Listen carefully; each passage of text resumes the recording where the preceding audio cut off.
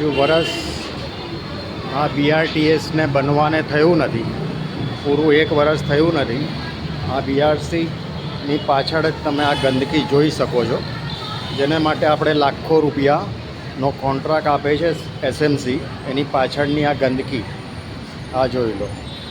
આ ગંદકી જુઓ, મજા કરો. આ સુરત છે, સોનાની મૂરત. આ જોઈ લો. આમ અંદરથી સફાઈ થાય છે, પણ એ જ કચરો અહીંયા પાછળ, અને પાછળ કૂતરા બી આવીને હગાડ કરીને ચાલી જાય છે. એ સાફ કરવા માટે કોઈ સિસ્ટમ નથી. આ તો આ છે થોડું ચોખ્ખું, થોડું સારું, એ તમને બતાવી દઉં. પબ્લિક અત્યારે આટલી છે, આનંદ મહેલનું છે, આટલી પબ્લિક છે.